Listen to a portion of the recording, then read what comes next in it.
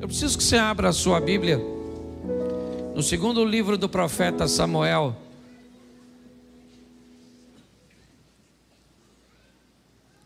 Do capítulo de número 22.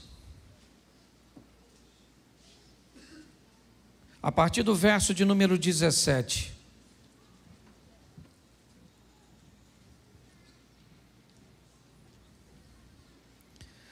Segundo livro do profeta Samuel, capítulo de número 22, a partir do verso 17, diz assim: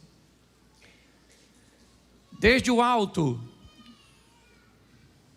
enviou e me tomou, tirou-me das muitas águas, livrou-me do meu possante inimigo e daqueles que me tinham ódio, porque eram mais fortes do que eu. Encontraram-me no dia da minha calamidade, porém o Senhor se fez o meu esteio, e tirou-me para o largo e arrebatou-me dali, porque tinha prazer em mim. Recompensou-me o Senhor conforme a minha justiça, conforme a pureza das minhas mãos, me retribuiu. Porque guardei os caminhos do Senhor e não me apartei impiamente do meu Deus. Vamos embora. 24. Porém, fui sincero perante ele e guardei-me da minha iniquidade. E me retribuiu o Senhor conforme a minha justiça, conforme a minha pureza diante dos seus olhos. Com o benigno te mostras benigno, com o varão sincero te mostra sincero, com o puro te mostra puro, mas com o perverso te mostra avesso. Feche os seus olhos. Senhor nosso Deus e Pai, em nome de Jesus, continua falando conosco e usa-me como um canal de bênção nesta hora. Fala conosco não aquilo que queremos ouvir, mas aquilo que precisamos ouvir. Tira-nos do conforto da mesmice e nos coloque nos confrontos das mudanças. Continua conosco, que teu Espírito tenha liberdade, em o nome de Jesus. Você pode dizer amém? Amém. Bom, o tema da minha mensagem é vida eterna versus vida terrena. Eu quero falar com vocês rapidinho de algo que eu já venho há muito tempo buscando informar a igreja, buscando refletir com a igreja, e muito mais do que isso, conduzir a sua vida a um nível de transformação, aliás, a um nível de vida e não de sobrevivência. Para mim, sobreviver é conseguir pão, é conseguir água e conseguir abrigo. Para mim, os animais, eles não vivem, eles sobrevivem. Todos os dias, eles saem para caçar ou para serem caçados. No final do dia, boa parte deles que começaram não chegam. Cederam suas vidas para que outros vivessem. Você não vai ver esses animais aspirando objetos e coisas como nós. Nós vamos descobrir que eles, na verdade, eles não vivem, eles sobrevivem. Porque sobrevivência é diferente de viver. Aquele que vive, segundo a Bíblia, ele recebe um pouco mais do que necessita. Aquele que consegue viver, ele consegue ir além, um pouco além, talvez não muito além da sobrevivência. Mas com certeza ele precisa romper este limite Aquelas pessoas que conseguem apenas obter o necessário e pronto, na verdade o que elas estão fazendo é sobrevivendo e não vivendo. Nossa proposta sempre foi levar a igreja a um nível que a igreja recebeu de autorização de Deus para viver. Nós já falamos aqui que é impossível que todos sejamos ricos. O sistema não funciona com uma riqueza generalizada. Não existe como isso acontecer, porque se todos forem ricos, nós não vamos ter as necessidades básicas atendidas. Quem é que vai plantar? Quem é que vai colher? Quem é que vai beneficiar? Quem é que vai oferecer os serviços básicos? Se você fura o pneu do seu carro, se você precisa de um conserto elétrico, a vida ela é de interdependência. Pessoas dependem do seu dinheiro e você depende dos serviços dessa pessoa. Então não tem como nós colocarmos todos no mesmo nível social. Não existe isso. Lugar nenhum funciona desse jeito. Mas também nós vemos a Bíblia dizer que nunca vi um justo desamparado, um servo do Senhor mendigar o pão. Preste atenção, porque a Bíblia faz uma proposta para todos nós, de termos um nível de vida que vai além da sobrevivência. Mas aí vem a minha pergunta: o que é mais difícil, ir para o céu ou viver na terra? Você consegue me responder isso de forma rápida? O que é mais difícil, gente? Ir para o céu ou viver na terra? O que é mais difícil? Ir para o... uma pergunta que me parece estar bem equivocada. É muito mais fácil ir para o céu, no que diz respeito ao ensinamento bíblico, do que viver na terra. Qual é o grande problema da vida aqui? É que me parece que diante de nós está um espelho. E o que ele faz? Reflete tudo aquilo que nós fazemos. Tudo aquilo que nós fazemos provavelmente vai virar ou vai voltar para nós de alguma forma. Só que nós não temos testemunhas ao nosso lado o tempo inteiro, observando aquilo que fizemos e fazemos, quer de forma explícita ou implícita.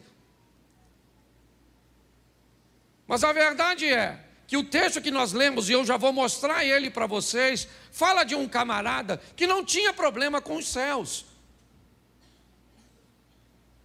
Você não vai ver Davi, tudo bem que nós estamos no Velho Testamento, mas você vê que Davi teve muitos altos e baixos. Mas chegou um momento que ele entendeu o que acontecia com ele. E esse texto que lemos faz parte disso. Por quê? Porque quer no casamento, na criação de filhos, quer nas nossas questões financeiras, quer nos nossos estudos, quer em todos os ambientes, na maioria das vezes, parece que tem alguém atrapalhando a nossa vida. Parece que tem alguém criando uma confusão na nossa vida. Eu não sei se você já parou, basta você conversar com as pessoas, que há sempre um culpado para que aquilo esteja acontecendo. E pior, elas acham muito mais difícil chegar no céu. Mas segundo a Bíblia, chegar no céu é muito fácil. Primeiro, você vai receber algo que você não merece, porque Ele é misericordioso. Então, se você está buscando merecimento para entrar no céu, você está perdido. Não vai entrar nunca. Porque melhor que você seja, você nunca vai merecer. A minha pergunta é: um Deus que quer nos salvar, criaria um sistema tão difícil de ser alcançado? Não. Por que é que pessoas então nos oprimem tanto, buscando fazer com que creiamos que não temos direito a entrar no céu? Talvez seja uma boa pergunta. Por que é que pessoas dificultam tanto,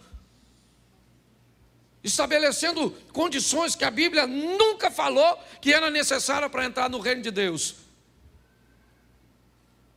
Então, primeiro eu preciso mostrar a você que entrar no céu é fácil. Difícil é viver na terra. Poxa, pastor, nunca pensei nisso, mas eu queria que você fosse pensando hoje. Aliás, não fosse pensando, fosse pesquisando o que eu vou te falar. Porque pode ser que para você eu esteja falando um montão de besteira, então eu quero que você pesquise. Certa vez, um carcereiro está tentando tirar a sua própria vida. E quando ele está tentando tirar a sua própria vida, ele conversa com Paulo e Silas e diz para ele: o que eu tenho que fazer para entrar no reino de Deus? O que eles respondem? Sabe o que é? Crê no Senhor Jesus e será salvo tu e a tua. Todo aquele que crê e for batizado será, mas aquele que não crê já está, ele não vai, ele já está condenado. É o que diz o texto. Então preste atenção como é que é fácil entrar no céu. É só acreditar. Confessar com sua boca que Jesus Cristo é o... Quem já fez isso? Então está no céu. Pastor, é simples assim? É. Entrar no céu é simples, mas não tem que fazer, não tem que acreditar. E morrer acreditando. Qual é o grande problema? É a morte súbita, aquela que você não está esperando. Que aí tem. Porque eu não consigo acreditar que todos aqueles que têm Jesus e que já reconheceram, se morrer devagar vai para o inferno. Eu não acredito. Porque dá tempo. Eu não, Senhor Jesus, sou meu Pai, perdoa meus pecados, estou morrendo. Mas se não der tempo, você está atravessando a rua, atropelou. Ô mãe, não... Pô, eu queria uns 5 minutos, sim, só para meter a última conversa. Pastor, como é que eu sei? Eu aprendi uma coisa, o salvo, ele tem sintoma, assim como o perdido também tem. Ninguém precisa falar com a gente que está salvo ou perdido. Você dá aquela olhada se o indivíduo já está no trilho. Entendeu? Se chamar a senha 326, era tu. Tu foi. Você está rindo, mas é sério. A Bíblia diz que se conhece a árvore pelos seus. Bom, Deus não pede de nós perfeição, Ele pede de nós aperfeiçoamento. Qualquer um pode dizer eu estou salvo, mas você não pode dizer que o outro está perdido. Você tem o direito de dizer eu estou salvo em Cristo, mas fulano está perdido. Não pode. Você não tem o direito de dizer que ninguém... Você pode dizer que ele parece. Ó, fulano parece que vai se lascar. Beleza. Pelo comportamento dele. É a grande verdade. Mas eu aprendi uma coisa. Quando eu entrei na igreja, eu tomava um birinade. Lembra disso, Jane? Essa era a minha comparsa.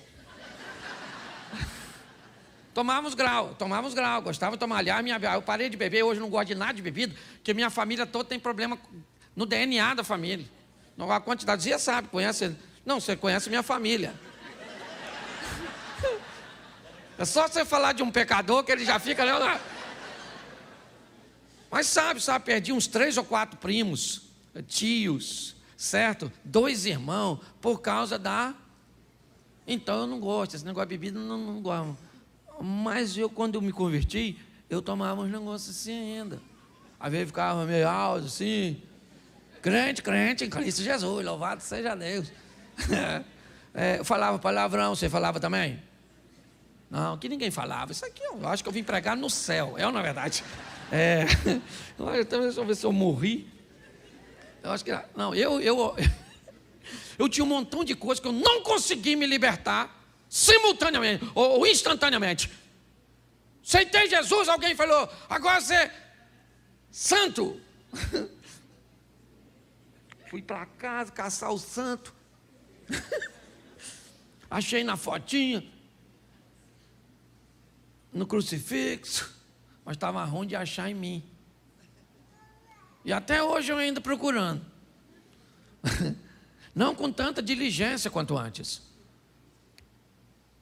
Eu aprendi que a cada dia que passa, você pode se tornar uma versão melhor de você mesmo. Onde o pecado vai dando lugar ao poder de Deus. Onde você vai destruindo o velho homem gradativamente. Mas você vai conseguir destruir tudo, sim ou não? Não, o apóstolo Paulo tentou. Estou com uns pés na carne, o que Deus disse, Paulinho, a minha graça te basta. Porque o meu poder se aperfeiçoa na... Então ninguém nunca vai ser perfeito. Então pare de achar que você vai ser perfeito. Agora também você não pode ser nó cego demais. Porque senão quer dizer que você está perto do chifrudo. Você olha para a pessoa e diz, nossa, essa pessoa é uma pessoa mansa. 364 dias do ano. Um dia ela estourou. Ah, vou matar todo mundo! Deixou de ser crente?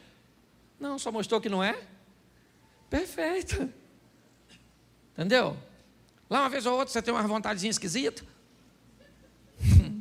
O bom de estar aqui é que eu olho para todo mundo. Eu vejo quem tira o olho de mim, eu vejo quem ri, eu vejo quem cutuca o outro. Aí, ó. Certo? Aqui nós vamos descobrir os pecadores. Não é? Um negócio legal, porque você é gente. E se você achar que não pode sentir isso, o que você precisa entender é que você tem que ter domínio sobre isso. Então você tem que ter vontade. Mas não. Entendeu? Queria esganar. Morde a língua. Depois fala com Deus, Senhor. O Senhor sabe que eu, em pensamento, matei, esquartejei, enterrei. O Senhor sabe até onde que eu fiz aqui. Certo? Porque você é gente. Hoje eu vejo pessoas buscando uma santidade utópica, inexistente. Um relacionamento com Deus que não existe. Um dia vai existir, porque quando vier o que é perfeito, então o que é em parte vai ser aniquilado. E você vai receber um novo corpo, um novo nome. Amém? E aí você vai estar com ele em glória. Aí é beleza. Mas enquanto estiver aqui, meu filho, você tem que entender. Então eu aprendi uma coisa na minha vida. Que fé e temor a Deus me leva para o céu, mas não me dá uma vida boa aqui na terra. Vida boa aqui na terra, vida boa de verdade, ok? Então estou falando boa de verdade, está em viver dentro dos princípios e valores de Deus. E um deles, porque não dá para falar de muitos, é a lei da semeadura. Me entenda bem. Quem vive bem aqui na terra, obedecendo valores e princípios, que estão na Bíblia e algumas pessoas sequer são capazes de notar, porque muitas vezes parece que não está na Bíblia, ou a Bíblia não te ensina a buscar fazer tudo o que você for fazer da melhor maneira possível. Como é que se faz algo da melhor maneira possível? Obtendo o máximo de conhecimento possível em torno daquilo que vai ser executado. E como é que se reúne o máximo possível de informação daquilo que precisa ser executado? Estudando, adquirindo informação, conhecimento, ferramentas. A Bíblia diz isso.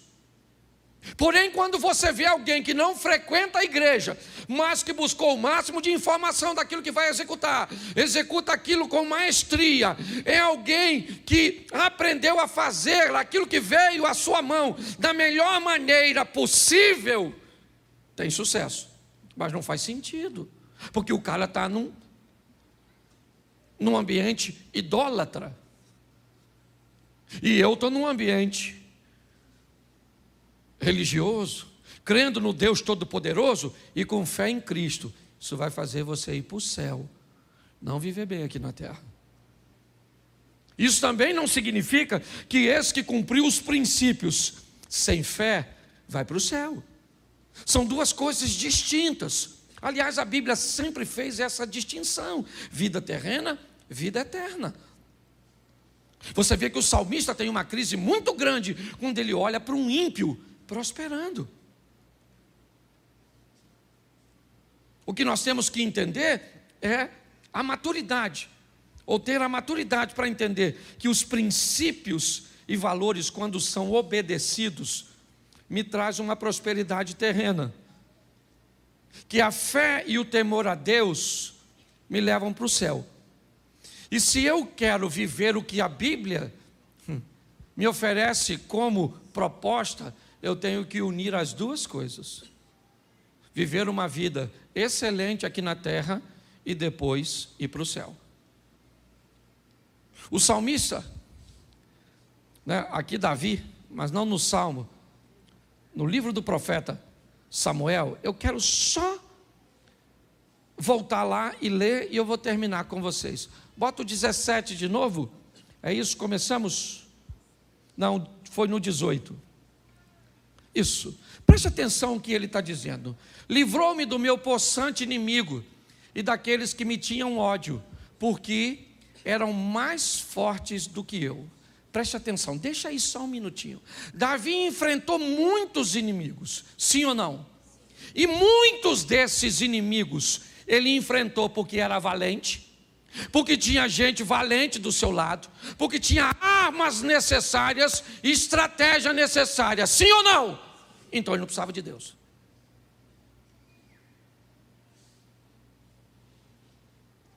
Ele não precisava de Deus. No que diz respeito a resolver problemas que ele pode resolver, ele resolvia. E era bom nisso. Ele não tinha problema com isso. Mas quando chegou momentos na vida dele, que os inimigos eram mais fortes, mais numerosos do que ele, Davi foi alguém que reconheceu que quando esse momento chegou, ele tinha relacionamento com Deus. Note que ele tinha estratégia, valentes, armas, ele tinha tudo. E tudo que ele tinha, ele usava. Mas quando chegou um momento que o que ele tinha não era suficiente para resolver seus problemas, aí ele aciona os céus. E aí ele diz, o Senhor, livrou-me do possante inimigo e daqueles que me tinham ódio, porque além de serem mais fortes do que eu, olha o que diz o 19, encontraram-me no dia da minha calamidade. Preste atenção, o que Davi está dizendo: se eu tenho estratégia, meu inimigo também tem. Buscou um momento em que estava mais fragilizado meu casamento, em que minhas finanças estavam frágeis e que eu não estava bem. Ele buscou uma ocasião contra mim, onde a minha possibilidade de me defender não eram das melhores. Eu não sei se você já ouviu alguém dizer, ou se você já disse, cara, pô, se isso acontecesse em outro tempo, acabei de pagar o conserto da máquina de lavar, a televisão queimou. Pô, acabei de enfrentar esse tipo de problema, agora vem esse. O que Davi está descrevendo é isso. É alguém que aprendeu a mesclar esses dois estilos de vida. Dava para ele resolver? Resolvia. Não dava para resolver? Deus entra com providência. Por quê? Porque Davi diz, quando eles me atacaram, buscaram o dia da minha calamidade, porém o Senhor se fez o meu, a minha coluna. Bota aí o verso seguinte. Tirou-me para o largo e arrebatou-me dali, porque tinha o quê? Tinha o quê? Isso, Davi está dizendo, Deus tem prazer em mim. À toa? Não. Deus não tem prazer nesse cara à toa. Por favor, nunca leia um texto e coloque ele na sua vida. Eu já cansei de ver pessoas pegar o texto de Filipenses e dizer que o Senhor te retribua segundo as suas riquezas em glória por Cristo Jesus. Como se o texto de Filipenses fosse escrito para nós. Ô gente, pelo amor de Deus, o texto de Filipenses foi escrito por Paulo para quem?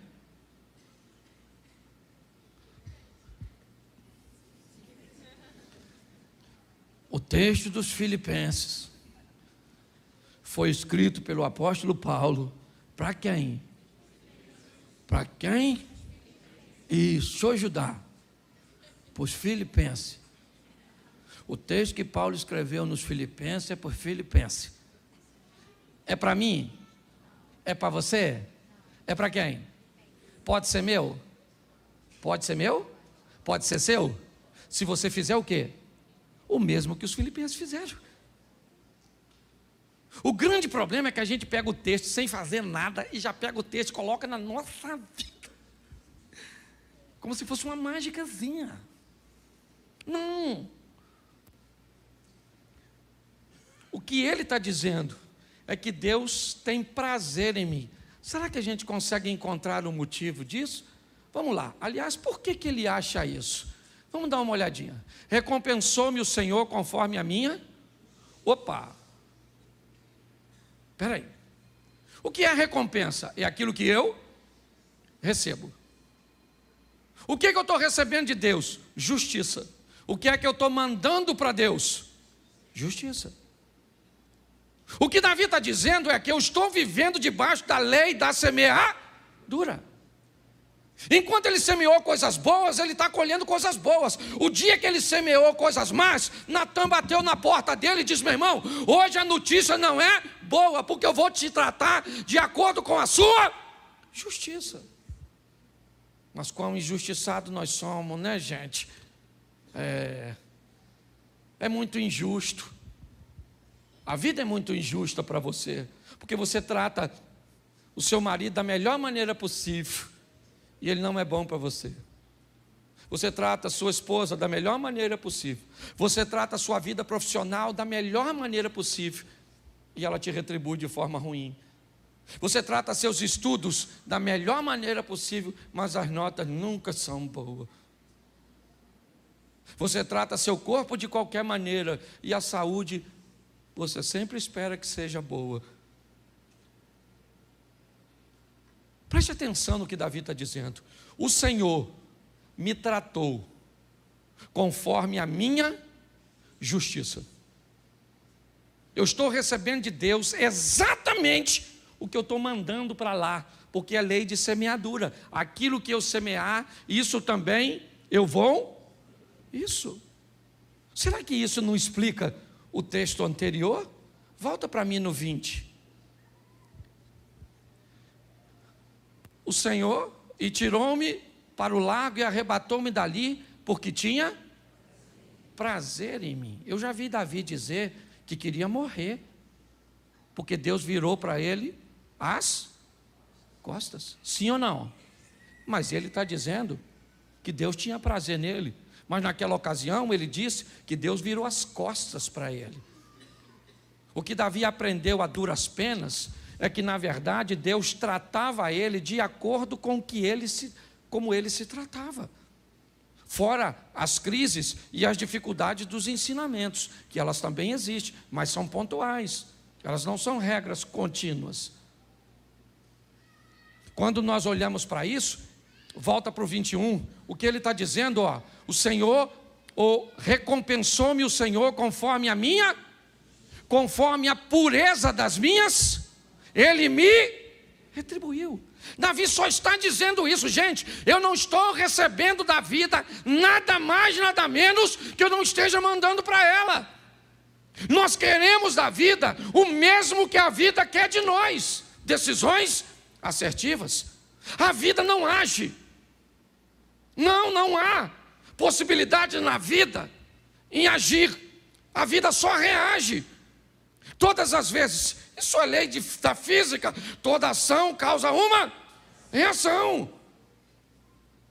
O grande problema é o que nós estamos fazendo. Ele está dizendo coisas boas a respeito de Deus. O Senhor me escolheu, o Senhor me defendeu, mas está bom, então por que não me defende? Então por que Deus não entra com providência a meu respeito? Eu tenho que pregar o Evangelho e a palavra de Deus direito. O que ele está dizendo ali é o seguinte: recompensou-me o Senhor conforme a minha justiça. Mas pastor, não é favor imerecido?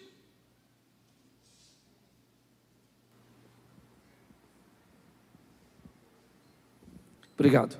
Não é favor imerecido. Favor imerecido é para entrar no céu, não é para viver na terra. Não vem com essa história de que Deus é obrigado a corrigir seus erros. Pelo amor de Deus, Ele não tem obrigação nenhuma. Pode até fazer isso de forma pontual, por sua misericórdia.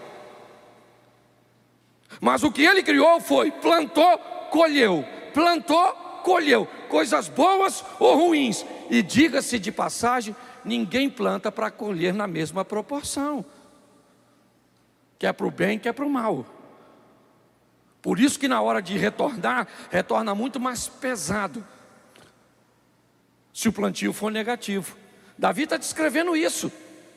Como Deus está me tratando? Como eu me trato. Se eu mando para a vida justiça, a vida me devolve justiça. Se eu mando para a vida pureza, ela me devolve pureza. Não vem com essa história que não é assim com você. Pelo amor de Deus. Não vem com essa história. Porque a Bíblia, ela é correta. Se você em algum momento já viveu injustiça, a Bíblia também ensina isso.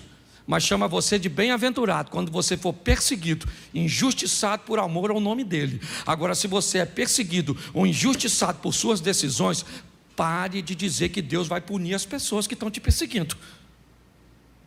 Porque a Bíblia também diz que elas têm que perseguir. Quando Davi está sendo apedrejado, seus soldados estão querendo matar o apedrejador. E ele diz: opa, ninguém bota a mão no cara. Deixa o cara. Mas ele está atacando pedra, falando besteira. Não interessa. É meu tempo de ser apedrejado, porque ele tem razão. Esses dias eu estava conversando com Mary falou assim: Cláudio, estão falando horrores a nosso respeito. Eu fiz uma pergunta para ela: é verdade ou mentira o que estão falando? Porque se estão falando horrores a meu respeito e é verdade, eu tenho que corrigir minha postura. Se estão falando horrores a meu respeito e é mentira, é a única maneira que eles têm de falar mal a meu respeito, mentindo. Não é porque você vive muito bem e faz tudo certo que as pessoas só vão falar de você a verdade. Mas por favor, seja tão honesto com a vida e com você, que a única maneira cuja qual as pessoas vão ter de falar mal a seu respeito é mentindo. É um bom estilo de vida. Davi, ele está reconhecendo isso. Prossiga.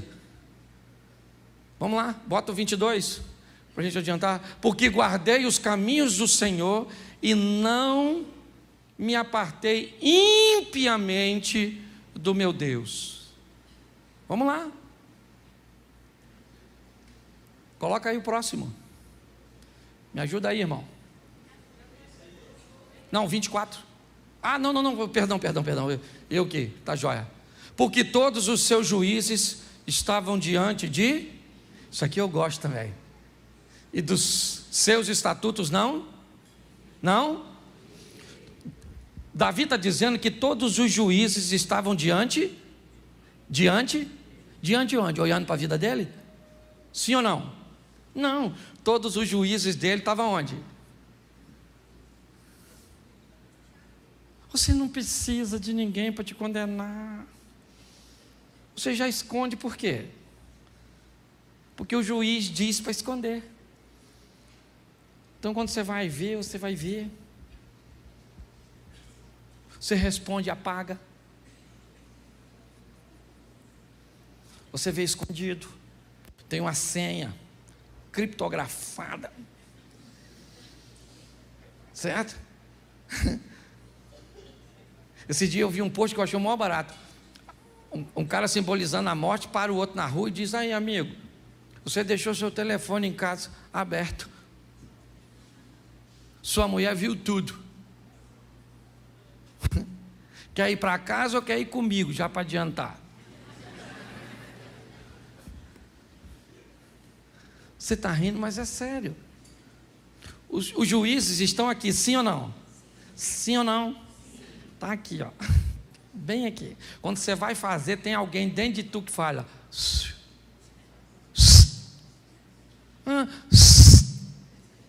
Não faz.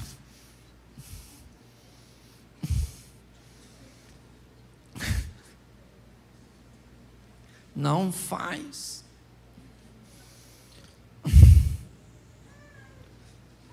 Não faz. Aí você vai ir, mas o juiz estava lá, sim ou não? Sim ou não? Sim. Você se apaixonou por um homem casado. Oh, meu Deus. Mas todo tipo de amor é válido. Claro que é. Entra nessa. O chifrudo também ama. O Satanás, vai lá.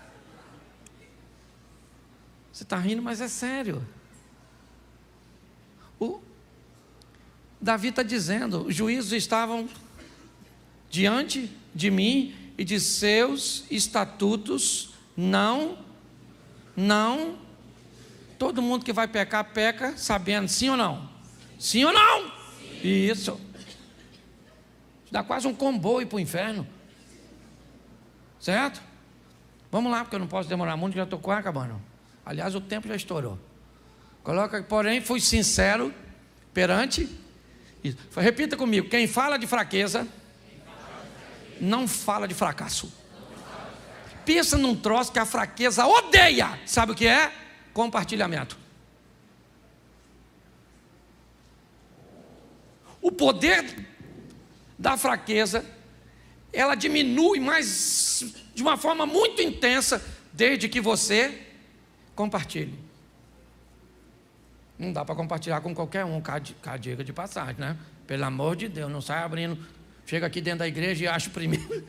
Tem gente aqui que não guarda dinheiro, vai guardar segredo. Certo? Então cuidado para você que conta, mas você tem que contar às vezes. Está numa tribulação, você fala, Senhor, vou chamar fulano que é muito meu amigo. E vai lá e abre. Fala, rapaz, eu estou nessa situação. E você vai ver. Agora, quem não fala de fraqueza, pode ter certeza que mais à frente vai falar de... Está aí a doutora Diana, certo? Especialista na área. Sabe o que eu estou falando? Ele diz, fui sincero perante ele, sinceridade, e guardei-me da minha... Agora preste atenção para a gente terminar. Mais uma vez, e me retribuiu o Senhor conforme a minha pureza diante dos seus, preste atenção. Com o benigno, ele te mostra o quê? Então Deus é bom para quem é? Com o varão sincero, ele te mostra, quem age com Deus com sinceridade, recebe o que de volta da vida? Vamos lá. Com o puro te mostra, mas com o perverso, opa,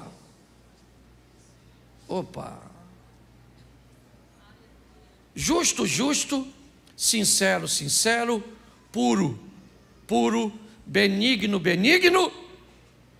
mas perverso, ele não se mostra perverso, não, ele não pode mudar a sua natureza. Deus é bom, não há nele maldade, mas quando alguém é perverso, a vida não dá para ele bondade.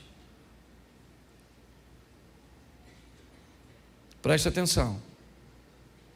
Quando você é justo e alguém quer ser injusto, Deus entra e transforma a injustiça em justiça e você é abençoado. Ramã, lembra? O rapazinho que estão fazendo injustiça com ele e querem matá-lo, quem é que sobe no cavalo? Ele. Quem é que é morto? Mordecai, seu opositor, porque ele era justo, tentaram tratá-lo com injusto e Deus entrou com providência. Com o puro, se alguém quiser agir com você de forma impura, Deus entra com providência. Mas com o perverso, quando alguém quiser ser perverso com você, Deus não intervém. Eu tenho ouvido muito falar que Deus é amor. Você já deve ter ouvido falar isso. Deus é amor. Deus é amor. Eu não diria que essa informação está errada, porém eu diria para você que ela está incompleta. Um bolo é farinha, sim ou não? Sim ou não? Não. Um bolo é farinha? Ele é farinha. Ele é o quê? Ovo, ele é manteiga? Ele é fermento? Ele é leite? Então preste atenção. Quando alguém diz Deus é amor e qualquer tipo de amor vale, eu estou dizendo que Ele é só amor, mas não é justiça. Eu mostrei para vocês hoje aqui que a vida está te devolvendo o que você está dando para ela. E se você acha que é injusto, vai conversar com ele e pergunta se é injusto, ou será que os juízes e os estatutos já não depõem contra você. Nossa proposta é melhorar a sua vida, é fazer com que você saia daqui com uma vida muito melhor. Fazendo o quê? Obedecendo a Deus. Não, o que eu quero é ir para o céu. Então viva de qualquer maneira, com fé em Cristo. E você morre e vai para lá. Agora não reclame de ter uma vida ruim aqui. Pare de olhar a vida dos outros. Eu falo sempre isso. Gente, ela está aqui, me acompanha, meu filho deve estar aí, minha nora está aqui. Mas ela lida comigo o quê? Quantos anos? 10 anos. Quando você viu desgraça na minha vida, me viu em dor, me viu isso, me viu aquilo, endividado, mais de 90% dos problemas que eu resolvo são dos outros, não são meus. Eu não tenho problema, é lógico que tenho, mas pode ter certeza que os meus são bem pequenos, mas eu tenho. E por que não são grandes? Primeiro, porque eu não deixo crescer. E segundo, por que já não chegam aqui grandes? Porque eu tenho um sistema de prevenção para que isso não aconteça. Por favor. Às vezes eu olho para a igreja e digo: Senhor, dê para ela aquilo que o Senhor tem me dado. Me dê condições de compartilhar com meus irmãos. Um casamento que não é perfeito, mas é legal. Uma família que não é perfeita, mas é legal. Uma situação financeira que não é abundante, mas é legal. Amigos que não são perfeitos, mas são legais. Uma saúde que não é perfeita, mas é legal. Me dói quando eu vejo pessoas sofrendo de uma forma contínua. Pegue esses estatutos e esses princípios, e principalmente o da lei da semeadura, e trate sua vida de forma diferente, sem desculpas, sem. Feche seus olhos agora. Pai, em nome de Jesus, ninguém mais que o Senhor quer nos ver vencendo, quer nos ver felizes. Ninguém mais que o Senhor tem trabalhado o tempo inteiro para que isso aconteça, nos dando informações cujas quais tragam o teu poder para perto de nós. Quando mandamos justiça, se alguém tentar ser injusto, o Senhor entra com providência. Quando mandamos bondade e misericórdia, se alguém ousar e tentar, o Senhor entra com providência.